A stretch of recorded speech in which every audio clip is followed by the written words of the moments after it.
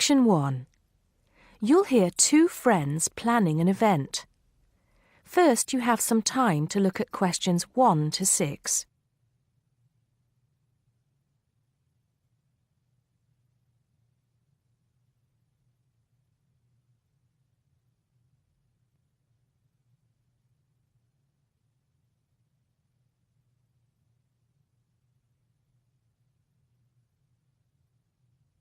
You'll see that there is an example which has been done for you.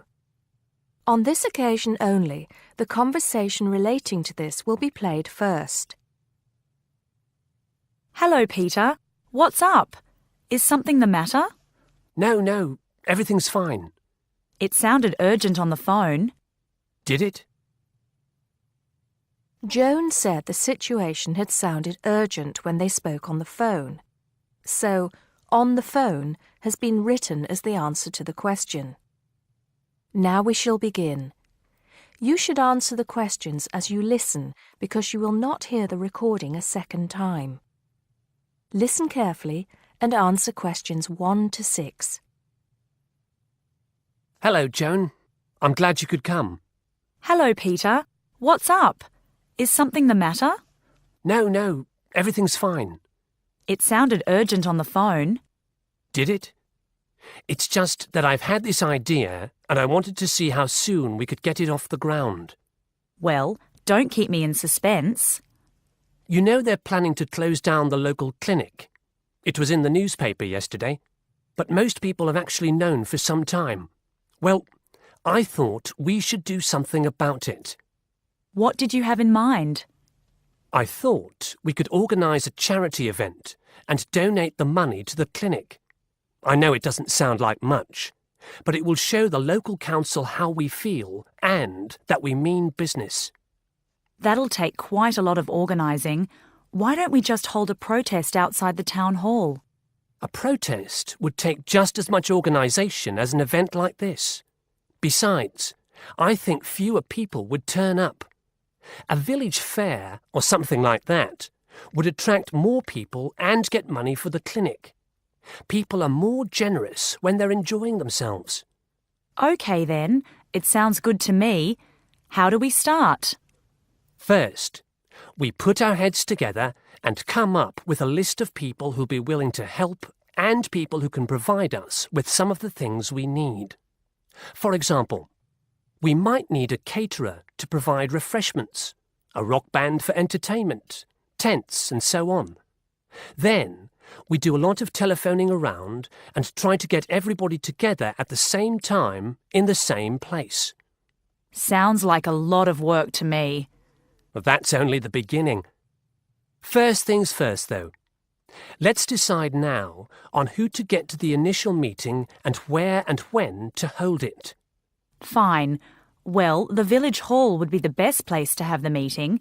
It's not as big as the youth club, but it's warmer. There'll be no problem getting permission to use it, but I suppose it depends on how many people we invite.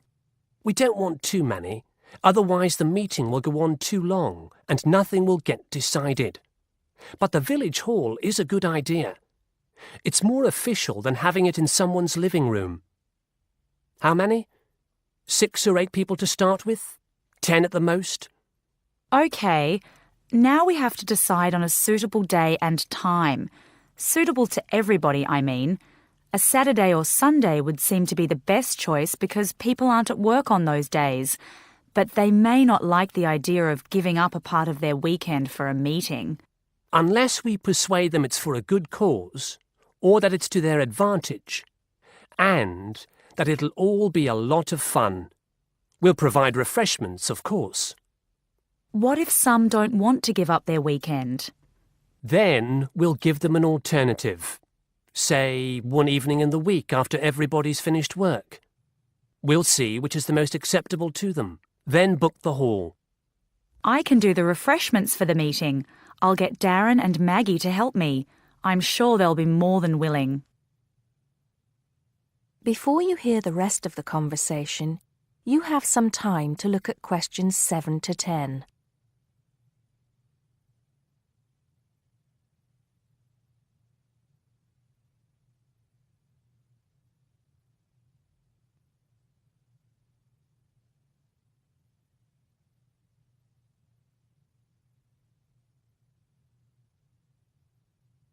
Now listen and answer questions 7 to 10.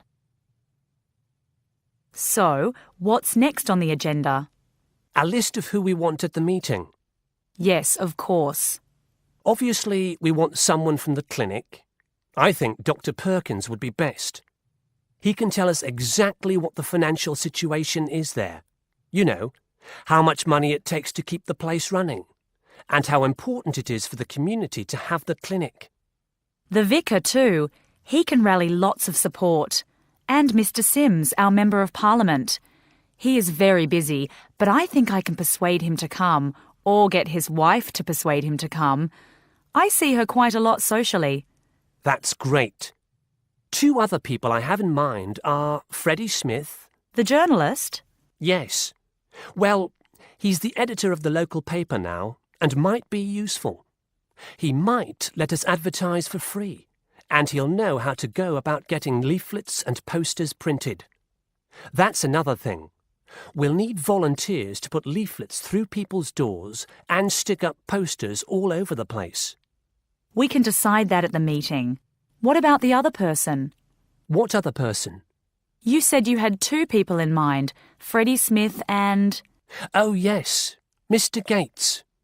Mr. Gates. Do I know him? You must do. He owns Greatfields Farm.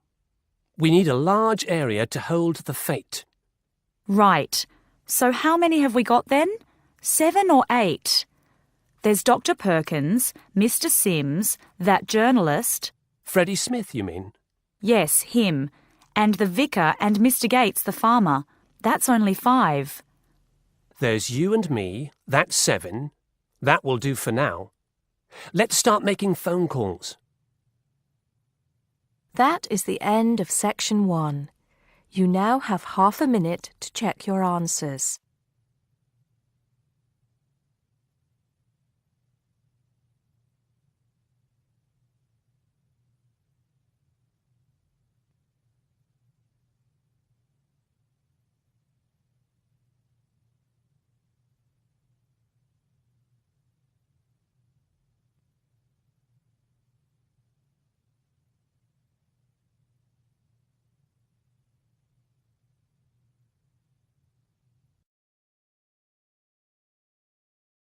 Now turn to Section 2. Section 2. You'll hear a guide talking to visitors about a tourist attraction. First, you have some time to look at questions 11 to 14.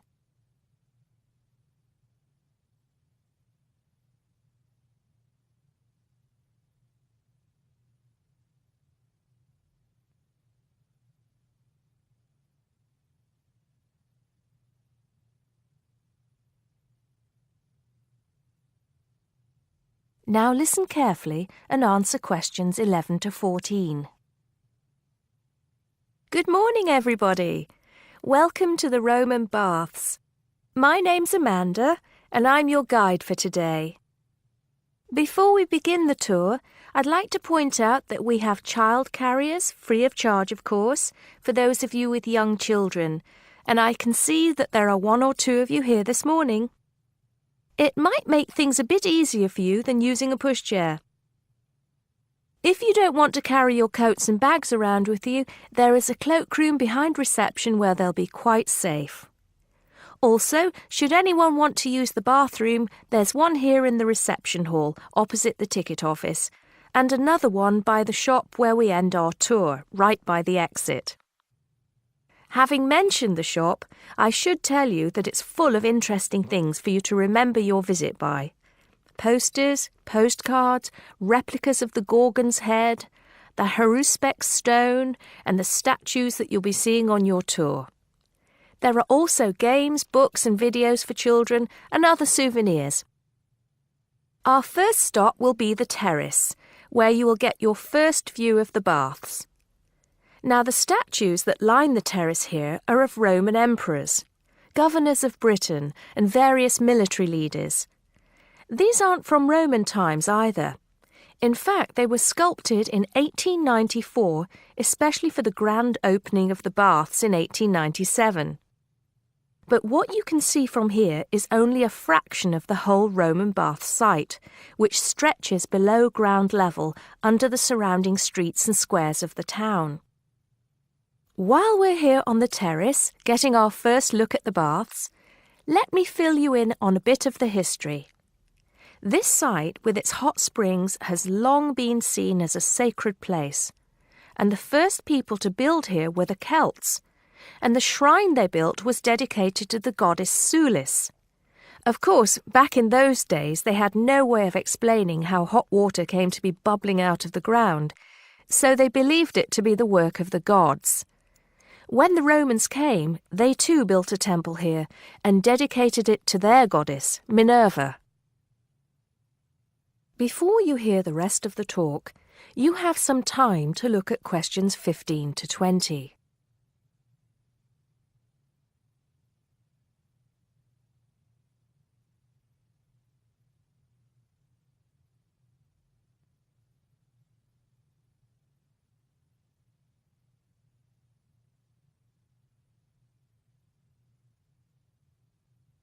Now listen and answer questions 15 to 20. The bath you can see from here is called the Great Bath. Not very imaginative, I know, but it is the biggest. Impressive, isn't it?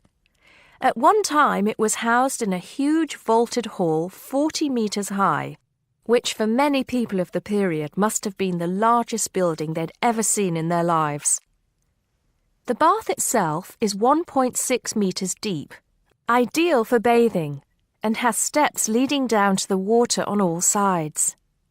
The niches or alcoves you can see all around the bath would have had benches and possibly small tables for drinks and snacks. Not a bad way to spend your free time, relax, and tell yourself it's all good for your health. Let's move on to our next stop, the sacred spring. This is the heart of the site, where the hot water bubbles up from the ground at a temperature of 46 degrees centigrade. The water comes up from a depth of between roughly 2,500 and 4,500 metres, where geothermal energy raises the water temperature to between 64 degrees and 96 degrees. Over 1 million litres of this hot water rise up here every day, and as well as being hot, the water is rich in minerals, and it was thought it would cure various ailments and illnesses. In fact, people came here from all over the Roman Empire to try out its healing powers. Before we take a look at the changing rooms and saunas, which are known as the East Baths, and the plunge pools and heated rooms of the west part of the bathhouse, we'll pass through the site of the temple and the temple courtyard. Here we are. This temple is one of only 2 known classical Roman temples in Britain. The other is the Temple of Claudius at Colchester. This temple is said to date from the late 1st century AD, being built between 60 and 70 AD.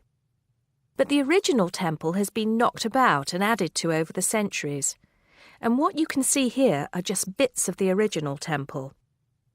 OK, shall we move on? That is the end of section 2. You now have half a minute to check your answers.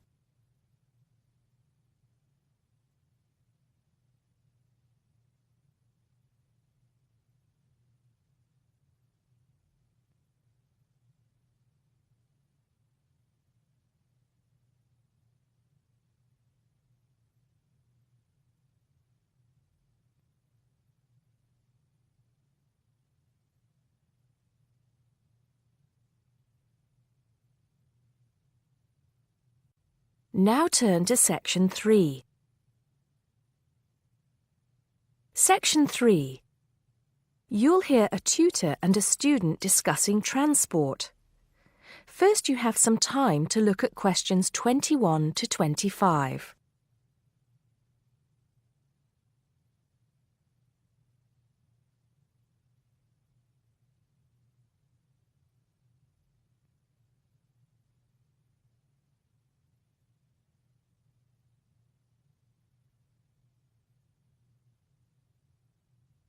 Now listen carefully and answer questions 21 to 25. Come in, John, come in. How's the paper going? Morning, Mr. Taylor. Pretty well, actually. Good, good. It's not all about bicycles, is it? I know you've got a thing about bicycles. Yes, but that's just... There are other ways to get around town, you know. Yes, I know, and I think I've researched pretty well all of them. Right then. So your paper's about urban transport in London, eh? Not just London, but that is going to be the focus. I've also looked at urban transport systems in cities around the world: Madrid, Beijing, Mexico City, Amsterdam, Paris, other countries too. You have been busy, haven't you? What's the purpose of your study? Well, two things really. I want to see if there are more efficient ways of organizing urban transport systems while cutting down on traffic congestion, and of course pollution, and to find ways of encouraging people to use public transport instead of their cars. Let's start with that then, with cars. I think you'll have a hard time thinking of ways to persuade people to swap their cars for a crowded bus or underground train. They're convenient, comfortable, faster, and sometimes they're a status symbol too. Okay, I agree that cars will probably always be the most popular means of transport, but there are ways to cut down the number of people who bring their cars into the city. It's a problem that affects every big city, and several methods have been tried. I know, as I've found to my cost. When I go into London, which I do 2 or 3 times a week, I have to pay £5 to get into the city centre. Has your research thrown up any more places where they do this? Oh, yes. Apart from London, there's Oslo, Stockholm, Singapore. Now, there, in Singapore, they've got it really organized. They've imposed a tax on all roads leading into the city center, and they have electronic sensors that identify each car, and then debit a credit card belonging to the owner. Before you hear the rest of the conversation, you have some time to look at questions 26 to 30.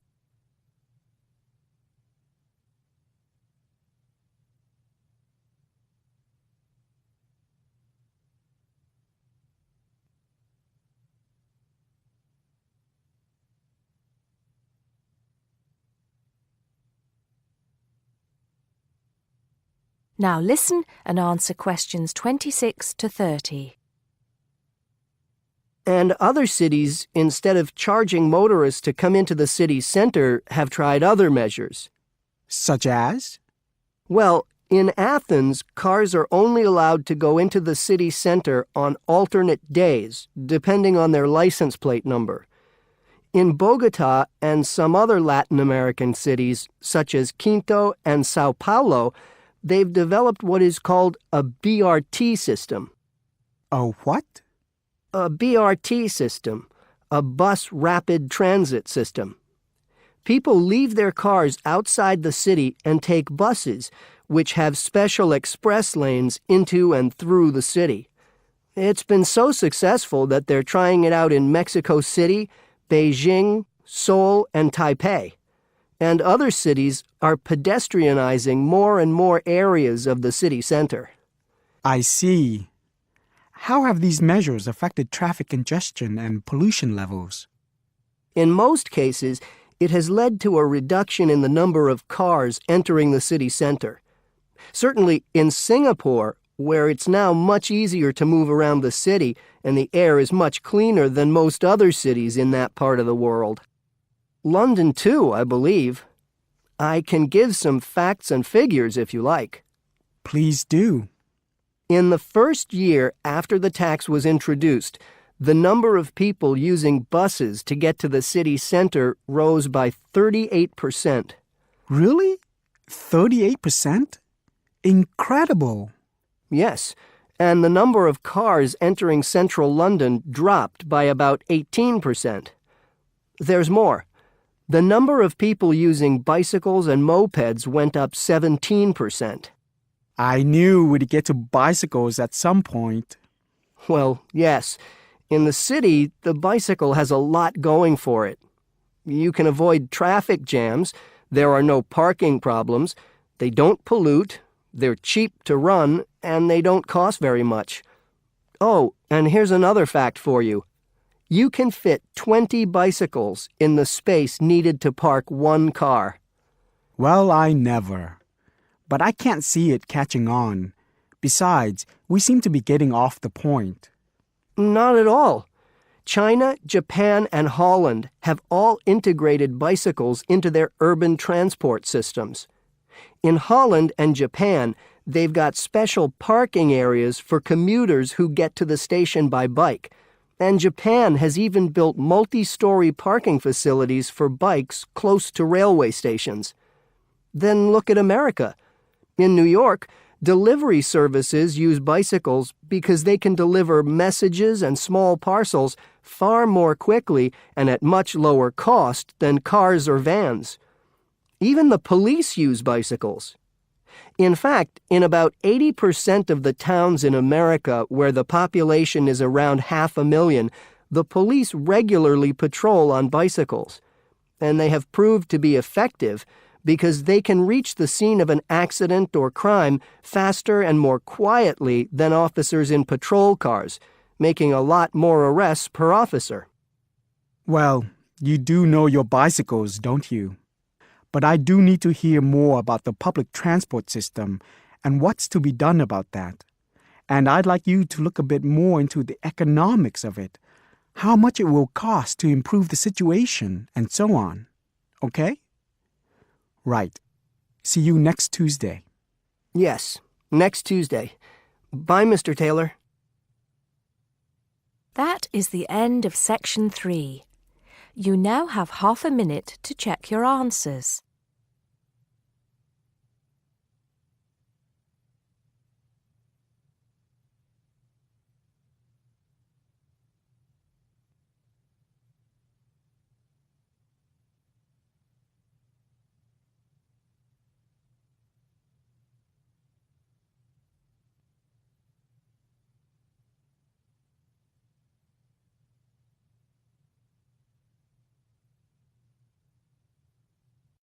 Now turn to section 4. Section 4. You'll hear a lecturer talking to a group of science students. First, you have some time to look at questions 31 to 34.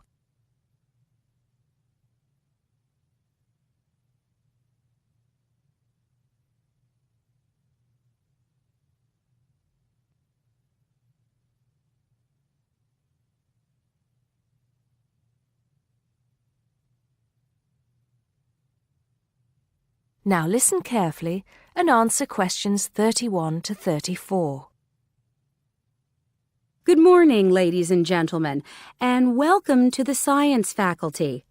As you may know, my field of study is neurobiology, so you may be wondering what I have to say to those of you who are studying physics or chemistry or geology, even those of you who intend to become doctors. In fact, what I have to say is aimed especially at those who wish to enter the medical profession, though the main point applies to all of you. And what is my main point? Basically, it is that you shouldn't get stuck in too narrow a specialization. What I mean is, too often doctors and scientists become experts on one small aspect of their subject and neglect the rest. Perhaps you have heard the joke about a doctor being introduced to another doctor as an expert on the nose. "Oh, yes," said the other doctor. "Which nostril?" I know that more and more it is necessary to specialize, because when you finish your studies, you have to find a place in the job market. But I do believe that it is damaging both to you personally and to the profession. You may be surprised to know how many physicians in the past were men of wide culture. Many were interested in the humanities, from the arts to literature to philosophy. A surprising number of them, from Rabelais to William Carlos Williams, became poets, novelists, and playwrights. Men of science have written clearly and intelligently about society, psychology, and politics. This tradition is not dead. Today, such eminent scientists as Stephen Jay Gould, Jared Diamond, and Richard Dawkins are well known as popularizers of science while maintaining high standards. But more of them in a minute. I'm not saying that while you are studying anatomy, you should sign up for a course in English literature, but reading a few works of fiction in your own time will show you the human mind, just as your anatomy classes show you the human body. Science faculties and medical schools, it seems to me, now largely ignore this human dimension. Furthermore, the study of medicine, and psychology for that matter, is largely about what has gone wrong with the body and the mind. That is, it mostly deals with the abnormal. Before you hear the rest of the talk, you have some time to look at questions 35 to 40.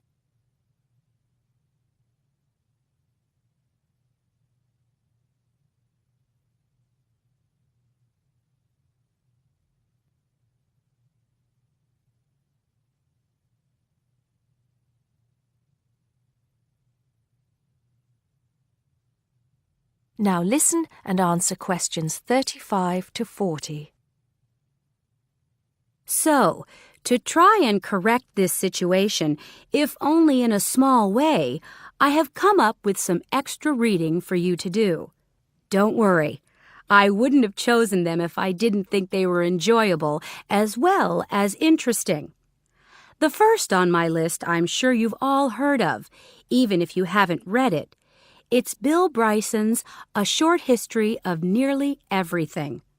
Now, don't turn your noses up at it just because it's now officially a school book and is written to entertain as well as inform.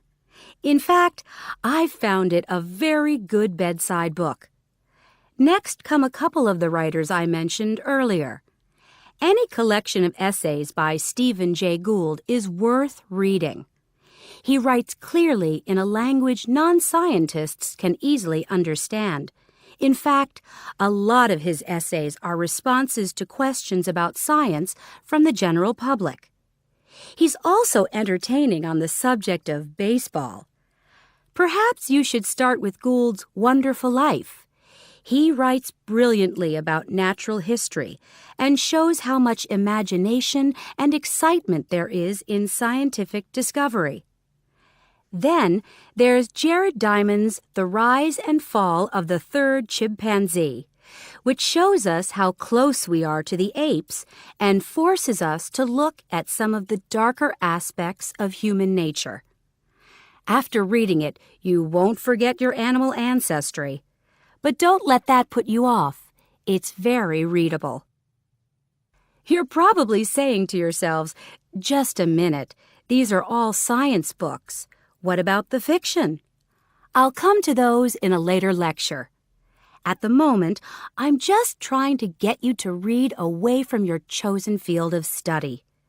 However, I will recommend one work of fiction now, though it might come as a bit of a surprise. If it does, it means you haven't read it. The book is The Water Babies by Charles Kingsley. I can see I have surprised you. Well, it is in fact the first fictional response to Charles Darwin's On the Origin of Species. Yes, it is a children's book, but full of surreal fantasy and wit. The fifth book on the list is a biography, The Emperor of Scent by Chandler Burr. To my mind, it's not particularly well written, but it is a fascinating story. It is about Luca Turin, a biophysicist who becomes an expert on perfume, and about how he missed getting the Nobel Prize.